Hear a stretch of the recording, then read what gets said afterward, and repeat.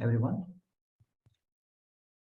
Welcome to the masterclass on the Fourier Analysis. And I am Prashant Kandaraguli, a technical trainer and freelancer. We'll go to the contents. So initially, we are going to start with the concepts of signals. What signals are, what are their characteristics? We are going to look at that first.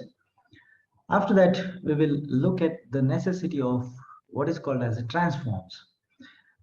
Whenever we want to convert a signal from one domain to other domain, we need what is called as transform. We'll look at the exact requirements. Then the specific transform, which is Fourier transform, we'll introduce that here. After that, we'll go to variety of signals. We'll look at what types are, how they are classified, and what are the major types. We are going to look at that after that. Then we go to the types of Fourier analysis. So we introduce Fourier transforms by then, but we'll see the broad class of Fourier analysis, right? Then we'll go for one of the specific type that we are going to discuss today. It's called as continuous time Fourier series.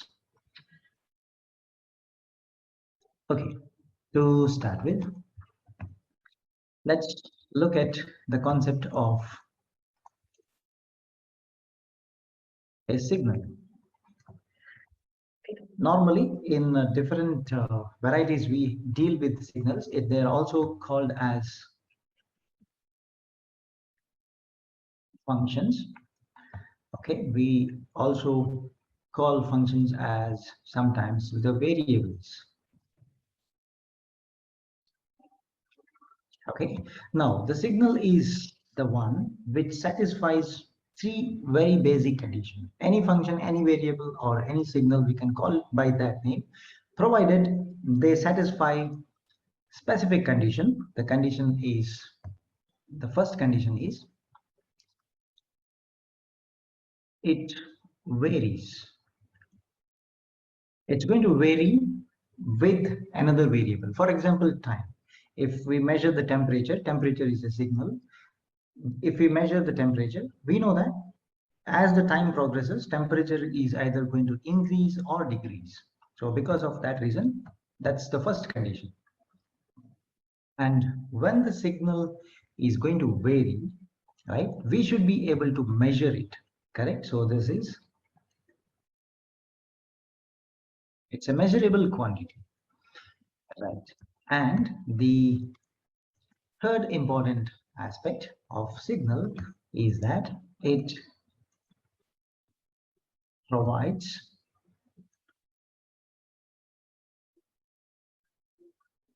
information.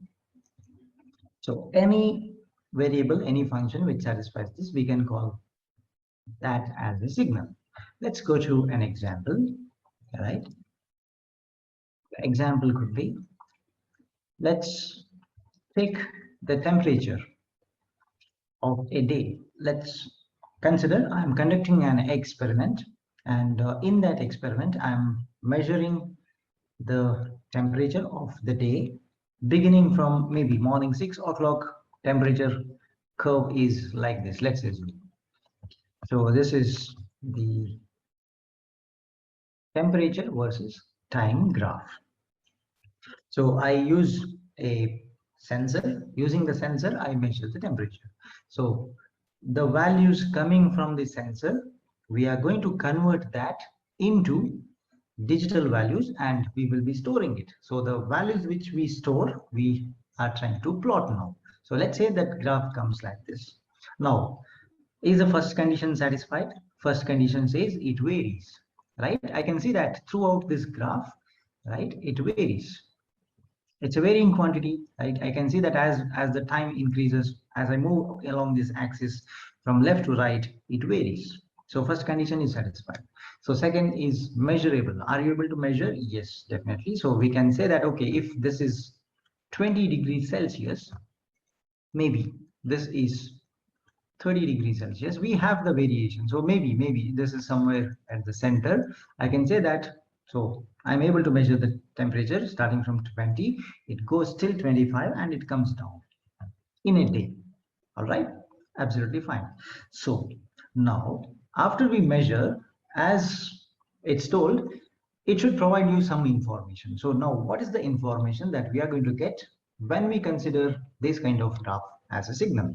Okay, so the information which we are going to get is whether the particular day in which we measure this temperature is hot or cold.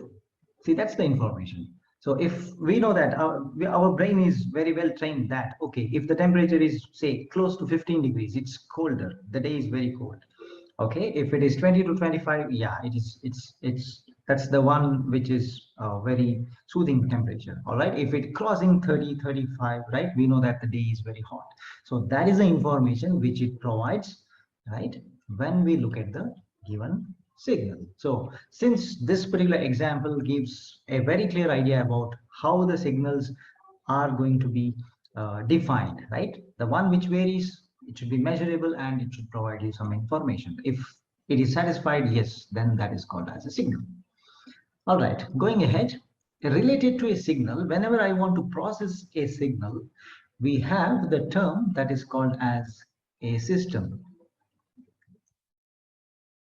Right, system is the one which takes a signal as input. Let me say X is my signal, maybe the temperature signal which I am getting. All right, it gets processed inside what is called as a system. I denote it by S, and you get an output, say Y.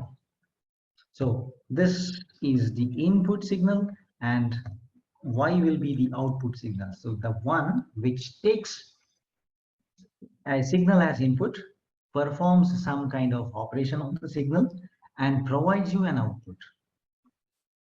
That kind of system, that kind of right representation is what we call by the name system.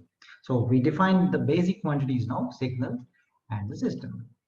Okay, now let's go to the second objective, that is to look at the requirement of a transform. All right, so before going to the transform, let's before going to the exact concept of a transform, let's look at, right, why do you need the transform? Okay, so I'll go back to the graph which I used so far. Let's say we have, I consider some signal, maybe this is the signal which I'm using now. So this is a signal, say this is f of t versus t, time versus a function of time. Now let's define some of the very basic terminologies that are required when we go in depth about the transforms, whether it may be in mathematics or in any of the core subjects like signals and systems, the DSP, digital signal processing, right, speech processing, image processing, etc. In all these different fields of engineering, we are going to use the same terminologies again and again. So let me define them now itself. Okay, so the variable which we plot along the x-axis is called as independent variable. Independent variable. That's the first one. Okay. Now let's say why do you call it as independent variable? Specifically, this is called independent variable because of the fact that it can take any value from minus infinity to plus infinity, right? So there is no, its value does not depend upon anybody else. Okay, only for that reason this particular variable which we plot along the x-axis is called as independent variable. Very similarly, the one which is plotted along the y-axis, okay, so this is called as dependent, D-E-P-E-N-D-E-N-T.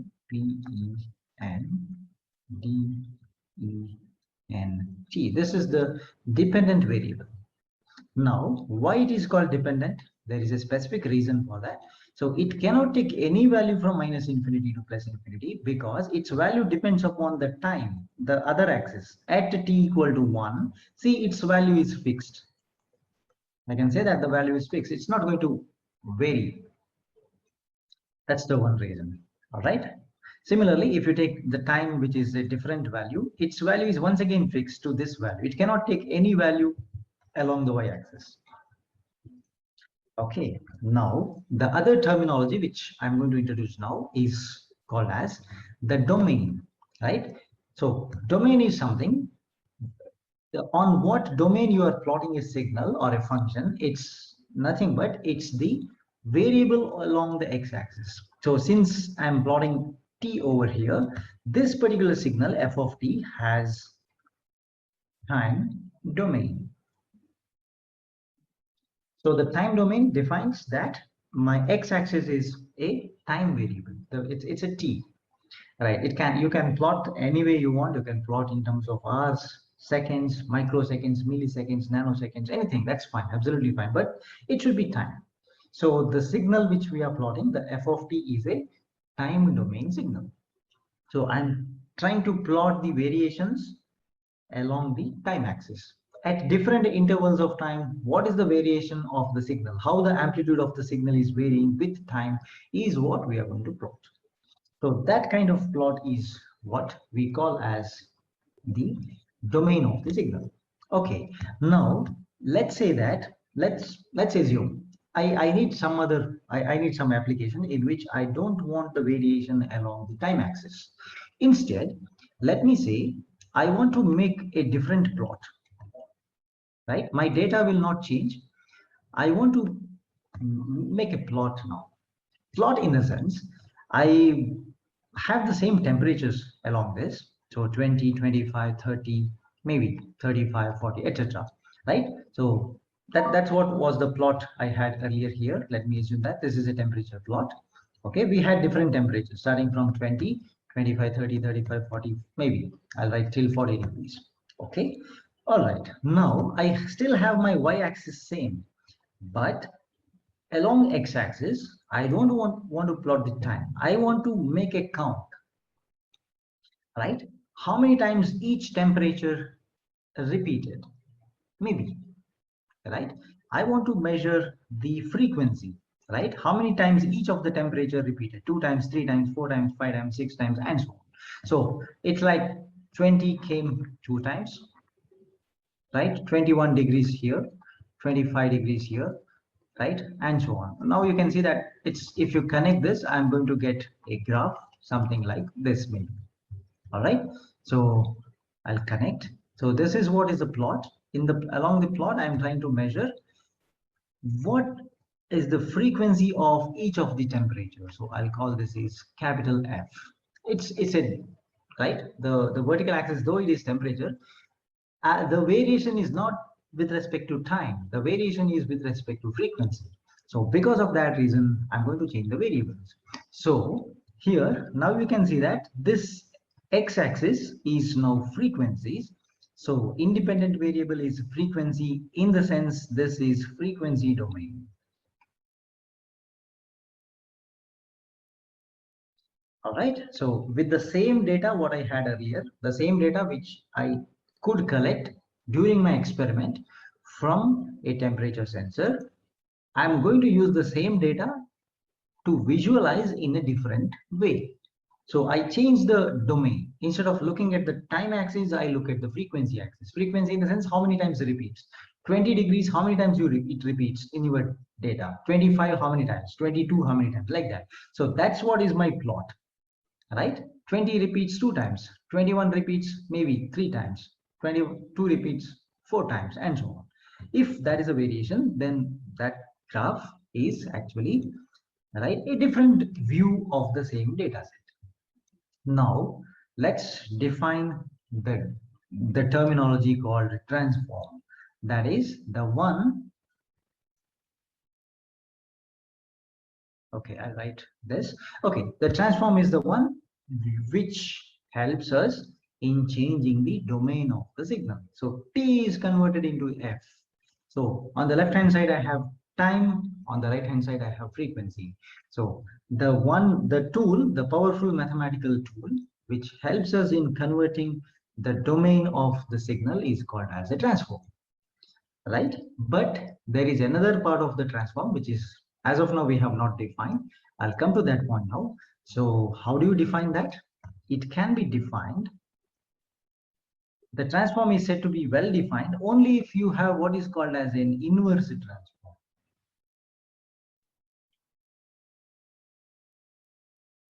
Okay, when you go from left to right, it is transformed. Right to left, if the using some equation of the similar sort, if you are able to come back wherever you started. I started from time, I took some transform, I went to the frequency domain, and you take the inverse transform, and if you are able to come back to the time domain, then that kind of representation is called as a well-defined transform. So normally the transform is the one which will be able to take you from one domain to other domain, and if needed you should be able to come back. Okay, so these are the basic requirements of what is called as a transform. So now what is the requirement of transform? Just to change or convert our domains, right? For switching the domains, if you want to go from one domain to other domain, then this is called as the transform. All right, now let me go to the specific concept, that is the Fourier transform.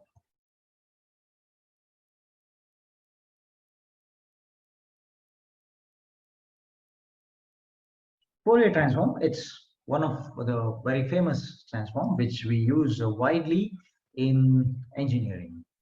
Okay, so on the left side I have the time axis, and on the right hand side I have the frequency axis. Okay, if I'm able to switch between the time and frequency, the most commonly used uh, transform is the Fourier transform, ft. I'll write ft. Okay, fine. But on a broader side, the Fourier transform is a part of what is called as Fourier analysis. Okay, I'll write.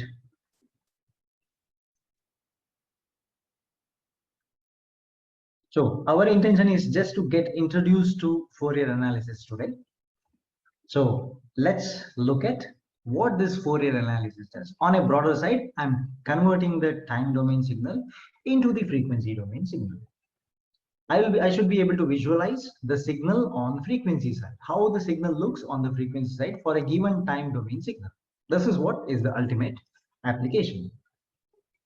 All right, now going ahead, let's look at uh, before going to the Fourier analysis exactly, because Fourier analysis is divided into 4 parts. Now, on what basis the Fourier analysis, right, has been classified? In order to look at that, we need the types of signals first.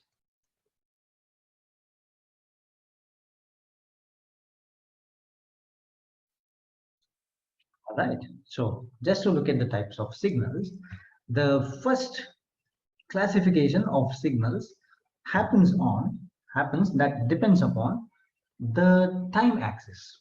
So how the time axis is written and represented, depending on that we write the first type of classification of signal. This is called as continuous, or the other class is called as discrete.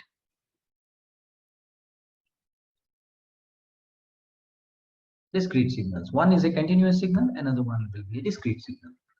All right, now just to look at, we'll see that as a difference. On this side I'll write the continuous. This is continuous signal. I'll write the points corresponding to discrete on the other side. Okay, this is discrete signals. Right, so for example, let me draw their representation first so that it becomes easier for us to remember. So if I want to write a continuous signal, right, the normal representation here is x of t versus t. Simply we'll draw something like this. This is what is called as a continuous signal. At the same time, if I want to draw a discrete signal, I'll see the difference in the notation. This is x of n versus n, and I'm going to draw like this. See, the values are discretely located. It's not continuous like previous one. Continuously I plotted, but here I'm going to plot it discretely. So discrete values could be 0, 1, 2, 3, and 4, right? This is the representation. Anyway, I'll define now. So the first point under the continuous case is the time axis. Time axis is continuous and takes all real values. For example, the real value means pi is a real value. Pi's value will be 3.14 approximately. Minus 1 by 3 is a real number. Okay, minus 0.33. Okay, etc. E to the power 2 is a real number, right, etc. Every value you think of which is real exists on the time axis. For example, if I say this is 0 and this is 1, right, for 0 I have a value on the graph, for 1 also I have a value on the graph. In addition to that, for 0.5 also you have a graph, for 0.75 you have a value, for 0.25 you have a value. Now let's go further. 0.33 is somewhere here, for that also you have a value. See, for each and every value you think, right, which is real number, it has a value on the graph. That's why it's mentioned time axis is continuous and takes all the real values. Every real value will be taken over. Okay, that's the first thing. And coming to the next, that's the discrete value. So here the time axis is not continuous, it is discrete, and it takes only integer values. In the sense, after 0 there is no value for 0.5. It's the next value is available only for 1. You can see, I know that it is increasing, right, from 1 to 0 to 1 the value of the signal is increasing, but I don't know in what fashion. It can be like this, it can be like this. I miss the samples in the middle, that's all. I don't have the values. So 1 to 2, right, from when you come from 1 to 2, I know that signal's value will decrease, but in what fashion it decreases, in the middle 1.5, what value it has, I don't know, right? We'll never know that. So that is the other example. That's the example, or that's the way of defining what is called as a discrete signal. It takes it, the x-axis is discrete, time axis is discrete. So we don't write t anymore. If you want to represent a discrete signal, we write it in terms of n. So t is for continuous variable, n is for discrete variable. Okay, so continuous signals are widely all the naturally occurring signals are continuous. For example, speech. I'm speaking continuously now, so it's actually a continuous waveform. If you try to plot the speech, it looks like a continuous waveform. But coming to the discrete example, maybe we can take the example of the closing value of a week of our share market values. Like you see that it's red at the end of every week. So you get the sample number 1 corresponding to the share value at the end of your first week of the year. Okay, next there's no value 1.1, 1.2, 1.5. Next comes directly 2. That's the value of the share at the end of second week. For a year you get only 52 values. Okay, there is no other value, any value in between 1.1, 1.2, or 2.5, 2.35 doesn't exist. Okay, so that's the example of discrete signal. So this is the first classification we need to know in order to understand the concepts related to the Fourier analysis. All right, let's go further. The second type of classification is periodic or non-periodic.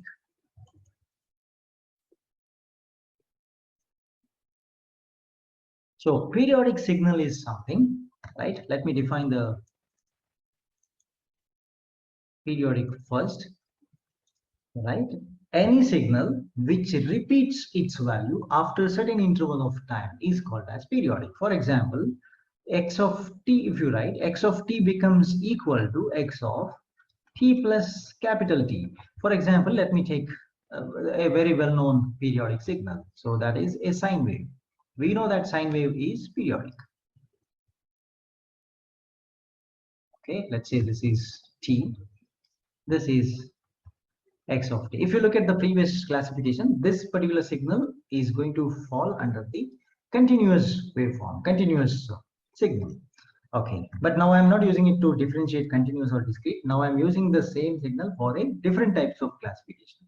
Now I see at a particular interval of t, it has a value like this. Okay, it has some value, but this, if you see that same value is repeating after some time. So, right, this is t plus capital T. So when time is equal to this gap, if you measure the gap between these 2 points, this will be capital T. So its value, it's not only here. You can see that the same thing will happen between these 2 points, because this point value is going to repeat here. This gap is also the T itself. Correct? Its value, irrespective of what value it is, that value will repeat exactly after capital T. That's the duration. Okay, so that particular way of representation, if you have any signal, then we are going to call that signal as the periodic signal. Okay, so whichever will not satisfy this is a non-periodic. Anyway, we are not going to write that equation here now. It's x of t is not equal to x of t plus capital T, right? The same, there could be a discrete signal which repeats. So that could be x of n is equal to x of n plus, let's denote this as capital N, right? So here the t or n is what is called as the fundamental period of the signal. Now corresponding to the period, there is 1 by period which is called as a frequency. F is equal to 1 by t. This is called as the frequency of the periodic signal. All right, proceeding further. Now using these two classifications of a signal, the whole Fourier analysis, right, where we try to take a signal in time domain into the frequency domain, can be divided into 4 different classes. All right, let's go to that now. So we are beginning the Fourier analysis. So far what we discussed is required for the understanding of the terminologies related to the Fourier analysis. Fourier analysis is too huge, right, and has a lot of applications, right? Even the very modern applications, right, maybe the advanced driver assistance systems or satellite communications, mobile communication, right, the image processing, video processing, right, etc. Everywhere we use the Fourier analysis as a basic tool. So to understand that, okay, let's start with the Fourier analysis.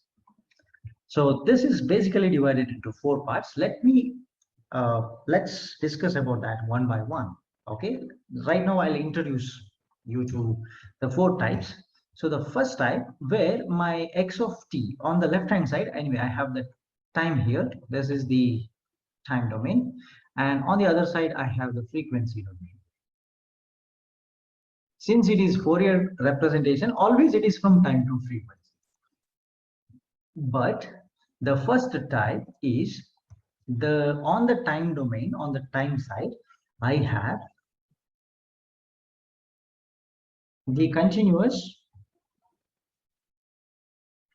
and periodic. The signal which I am considered on the time side is continuous and periodic.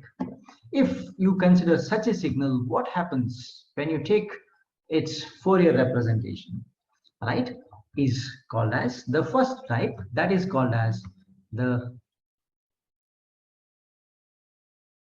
I'll write Fourier series. Okay, I'll write this Fourier series as CT. So this is CT. CT represents the continuous time because it's continuous in time. Fourier series, because when you take the frequency domain view of this, what we are going to see here is infinite number of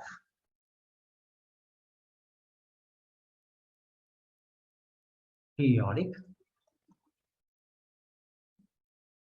samples. We get discrete samples but infinite and periodic. So that's why the frequency domain will look like this. For example, if you consider a signal, maybe this is my signal, or my mistake. This has to be, let me make it periodic now. So this is the period. So it's repeating throughout. All right. So this is the period which repeats. Now, if you take its frequency domain view, I'm going to get something like this. It is discrete. It's a sample. So it's discrete. It repeats. So you can see that. Why do you get this? And what's the reason behind this? We can discuss, right, in the actual course of this. But this is the basic. What happens on the other side, we can see. So we have a certain specific equation to convert a continuous periodic into the frequency domain by using what is called as a continuous time Fourier series. All right. So the second case, right, we'll look at the equations also, but not in the introduction class today. It will be done when you come for the actual class. Okay, that's the first thing. Second one is continuous, and this is non-periodic. So this is CT for continuous time. On the left hand side, if it is continuous, the name always starts with CT. The technique of Fourier analysis is CT, starts with CT. Then the term will change. This is Fourier transform. So if the signal is non-periodic, then that is transform. So I'll double underline just to understand. It's a transform. Why it is transformed? It is transformed because it is non-periodic. I underline continuous, which means it is CT. Okay. If you take such a signal, what happens on the right side is I get continuous and non-periodic on the right side. We have a specific set of equations to do this conversion from continuous non-periodic into continuous non-periodic. All right, let me go to the third case. In the third case, we have discrete and periodic. So discrete periodic means the name is dt. Just see the dt because it's discrete on the left side. Since it is periodic, right, I'll write underline for periodic. Periodic means series. So this will be called as the Fourier series. Right? So on the right side, I'm going to get infinite number of discrete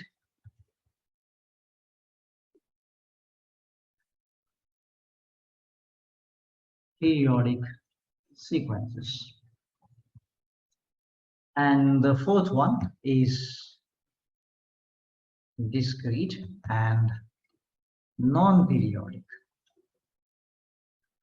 So when I consider this, the name will be dt, and since it is non-periodic, it should be Fourier transform. So I write ft. So on the right side, I get continuous and periodic. So these are the four different varieties of Fourier analysis that basically depends upon. There are four different sets of equations. We have to choose the equation properly depending upon what type of signal I have on the time side. If time side is discrete periodic, I should go for the first case. Oh, sorry, continuous periodic, I should go for the first case. If at all this is discrete periodic, take the third set of equation in the Fourier analysis. Okay. Similarly, continuous non-periodic, we should be using only the second set of equation. At the same time, discrete non-periodic, I should be able to pick up the fourth set of equations only. If at all I use any equation other than what is required or what is supposed to be used, I don't have an option to go to the frequency domain. All right. So proceeding further, now we'll enter into what is called as the exact Fourier analysis. Okay, and this is specifically the continuous time Fourier series.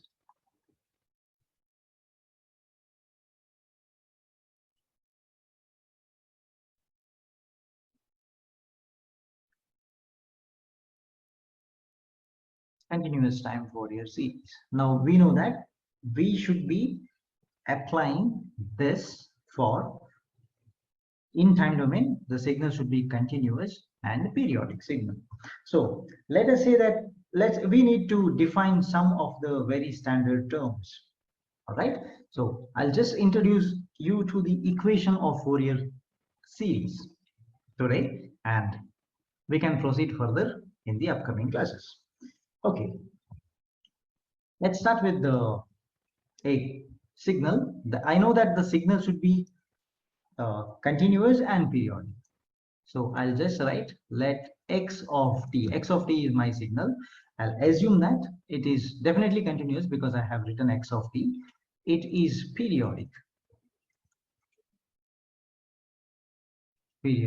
with the capital T. So this implies what?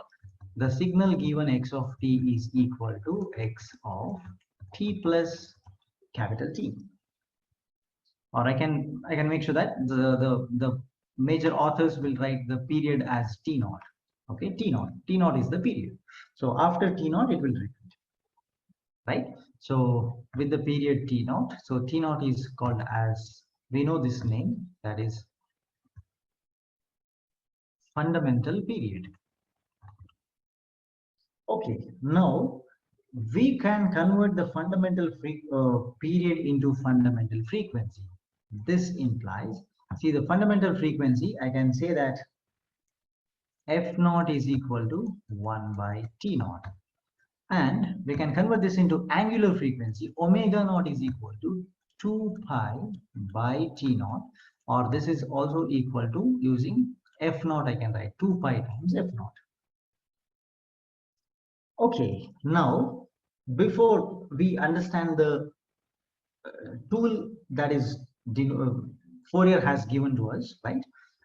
We should understand a term called as an exponential signal which is complex. So I define that now. So a complex exponential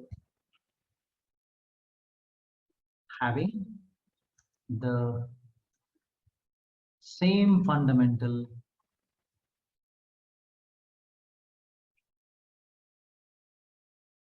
frequency is given by, let me denote it as a phi 1 of t. Phi 1 of t is equal to e to the power j omega naught into t. So you see that omega naught into t indicates that it is periodic. The j indicates that it is complex. So we were expecting a complex exponential having the same fundamental frequency. What is the same frequency? Frequency should be omega naught. See, I'm using omega naught over there. That's why it is a fundamental. It's a periodic signal with frequency, or fundamental frequency is omega naught. That's pretty straightforward. All right, now we need the set of complex exponentials with the frequencies that is an integer multiple of this frequency. Okay, so let me write that so that it becomes very clear, right? The set of complex exponentials whose frequencies are integer multiples of omega naught. So I want to write the set, all the set of complex exponential. Let me denote that set as phi 2 of t is equal to, see how I write this, it's very easy to write it. I'm expecting a exponential signal, so it has to be e to the power.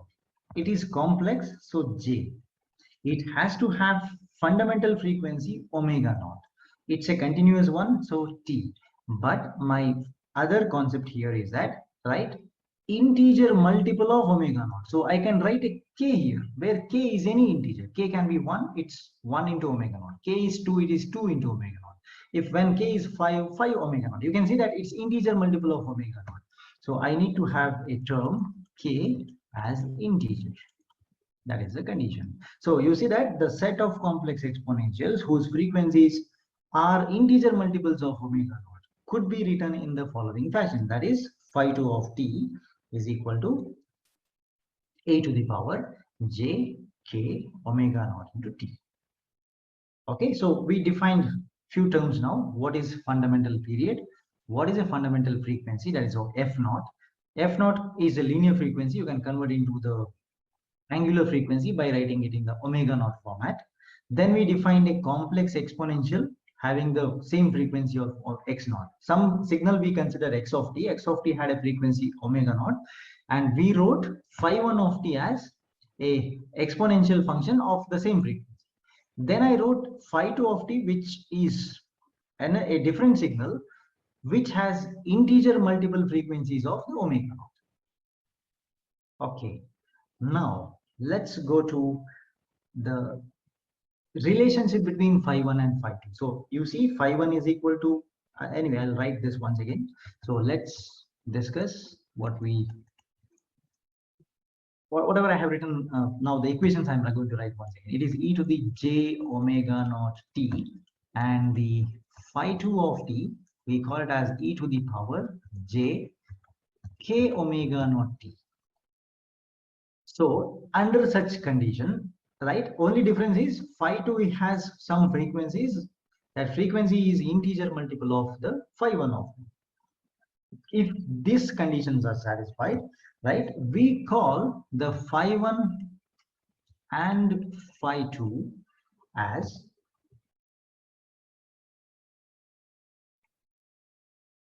harmonically related signals. Harmonically related signals. This is the first term. And right, we have, if omega naught is defined, then k can be 2, 3, 4, 5, etc.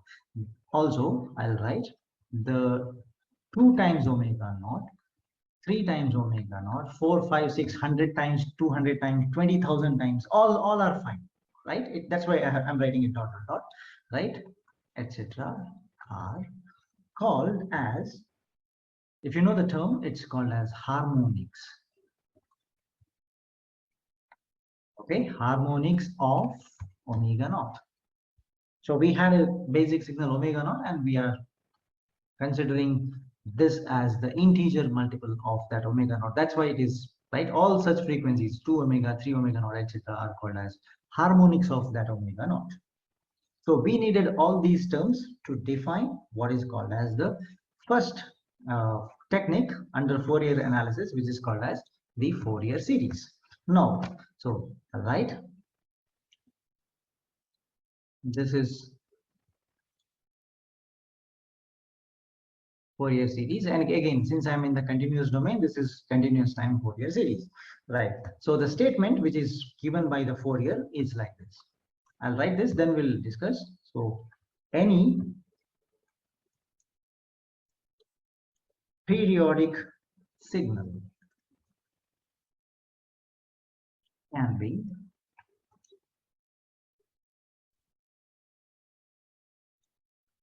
represented as a linear combination,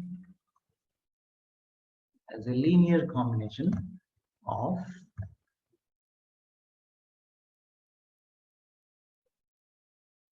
harmonically related complex exponentials.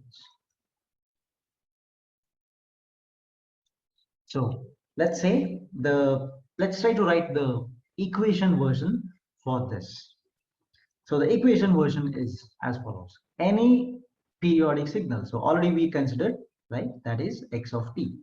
Any periodic signal can be represented as, in the sense this is equal to linear combination. If you remember the linear combination, that is in mathematics, it can be replaced by summation.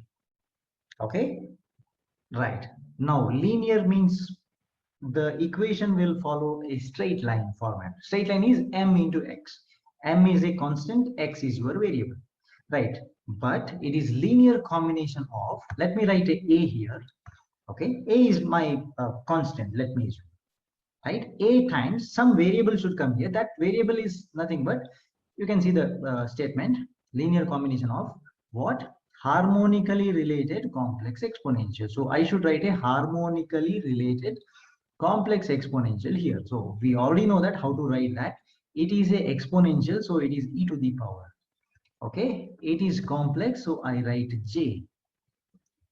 Harmonically related meaning integer multiple of the fundamental frequency. If I know that x of t is periodic, already we know that any periodic signal means x of t is periodic, whose period let me denote as omega naught. In the sense it should be k times omega naught, because it is what I'm trying to write here is a harmonically related function. So k times omega naught indicates that it is harmonically related. So what I have taken care so far is e to the power exponential. So j, it's a complex. K omega naught is nothing but it is harmonically related. It's in continuous domain. That's why I should write a t here. Okay, so x of t is equal to summation a times e to the power j q omega naught. It should look like m into x for me. So just to make it more clear, I can have ak, because k is 1 means a1, k is 2 is a2, a1, a2, a3. I get different values of this. How many values you can write? It can come infinite values, because if you see the previously discussed concept, you can see that in the first case I mentioned that there are infinite number of terms. So how do you represent infinity over here? This k can be from minus infinity to plus infinity, indicating that I can have infinite number of ak values. Okay, so any signal can be represented like this, means this is called as continuous time Fourier series representation of this. I told we have 4 different equations, right? This is one among them. For the first case, if you have a continuous periodic signal and you want to convert that into the frequency domain, we have to use this equation, where we have this term ak is called as the coefficient of Fourier series. So we use this coefficient of Fourier series, right, to convert. When we have the coefficient of Fourier series, it means that we have the term required to convert the x of t into its frequency domain